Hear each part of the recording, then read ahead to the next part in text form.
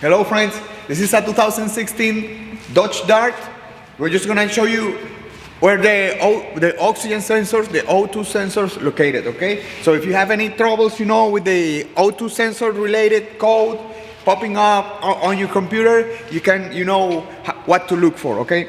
So in this car, it's pretty obvious. This is a 2.0 liter engine, so it's got two oxygen sensors, and they're located right here in the catalytic converter.